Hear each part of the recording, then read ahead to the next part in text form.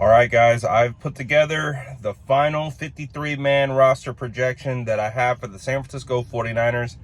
And to be honest with you, this was a tough one.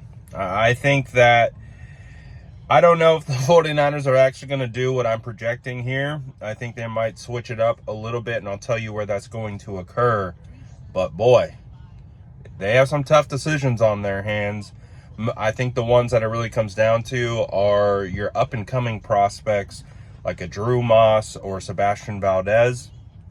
But let's dive right into it.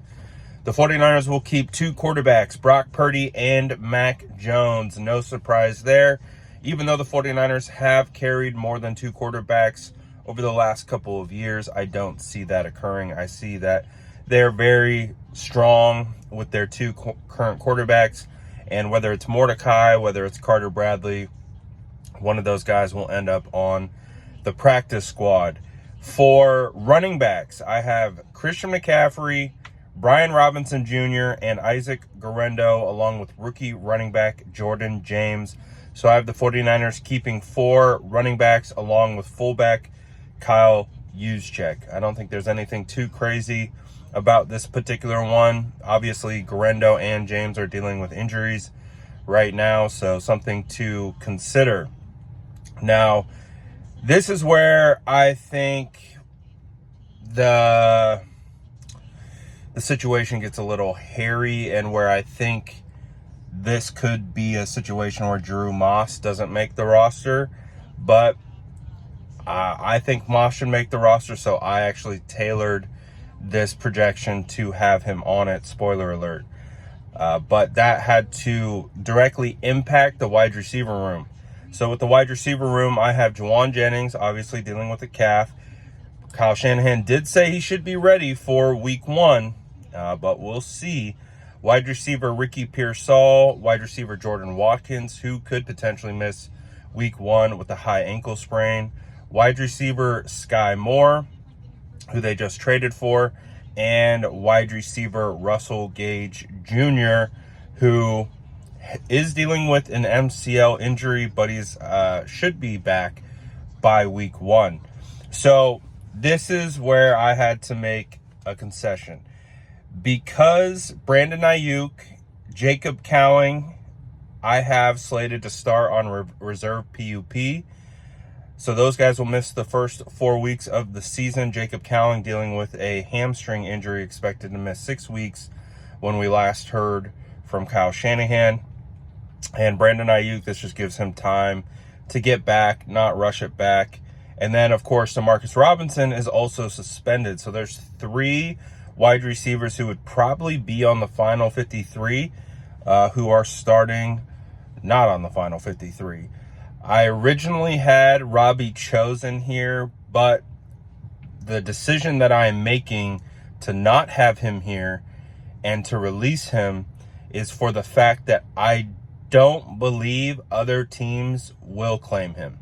So the idea is that Chosen swings back around to the practice squad, and then we elevate him for game days. So you can elevate two players. He would be one of them that gets elevated. Or let's say if Robbie Chosen, gets claimed, you have guys like Isaiah Hodgins and other options that you could put into that role. But that means that the 49ers only have 5 wide receivers on the final 53. Couple of them banged up. So I know that's probably not what's going to happen. Most likely what's going to happen is Robbie will make the roster or some other wide receiver, but we'll see. I had to make this concession for other positions, and we'll get to that in a second. I have the 49ers keeping 3 tight ends, George Kittle, Luke Farrell, Jake Tonges. I think Tonges showed in his playing the kind of H-back hybrid fullback role. I think Jake Tonges actually played really well in that regard. So we know he made the roster last year, and I think he really showed some stuff in some of these preseason games. So I think they'll keep those 3. And for the offensive line, again, this is where some of the initial impacts occurred. we start with offensive lineman Trent Williams, Dominic Pooney, Jake Brendel, Ben Barch, Colton McKivitz. That's kind of your projected starters, but we know Ben Barch is injured right now along with Dominic Pooney. I also have Spencer Burford, Matt Hennessy, Connor Colby, and then this is where I think it gets a little dicey. I have the 49ers keeping Austin Pleasance because he can play tackle, he can play guard. And I have the 49ers keeping offensive lineman Drew Moss over Nick Zakelj. So again, in order to keep Drew Moss in this scenario, he had to beat out two players, basically. He had to beat out Nick Zakelj, then he had to beat out Robbie Chosen, basically. That was the decision I had to make in order to keep Drew Moss, because I do believe Drew Moss will get claimed. That's the decision. Like, again, putting my GM cap on, I think Drew Moss has a better chance of getting claimed over Robbie Chosen. So that's one of the tough decisions I had to make. For defensive line, I have the 49ers keeping Nick Bosa, Michael Williams, Alfred Collins, CJ West, Jordan Elliott, Bryce Huff, Sam Okwuonu, Kevin Givens, and then the one that I have cracking the roster and taking a spot away is Sebastian Valdez, the UDFA defensive lineman. I think he's just performed too well. I don't think he will make it through waivers, so I made space for Sebastian Valdez. And rounding out the defensive line room, I have Evan Anderson. The linebacker room is also a tough one because I do think there are multiple guys who have deserved and earned a roster spot, but it's going to be a challenge just based on the numbers. So this is how I have it playing out. I have Fred Warner. I wrote down D Winters and Nick Martin as your kind of top three guys. I have Luke Gifford making it just because the 49ers have had him high up in that rotation. It seems like they're very high on him. I would consider a guy like Chaz Surratt over Luke Gifford, but we'll see what the 49ers do there.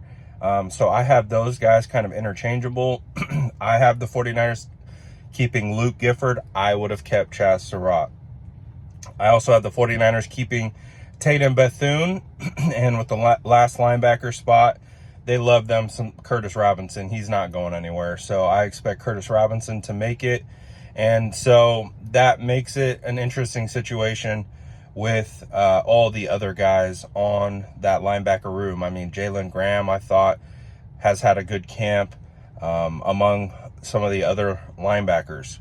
But again, it's just a tough situation with the numbers game. I have Diamador Lenore, Renardo Green, Upton Stout, Dallas Flowers, and Chase Lucas making it for your cornerbacks.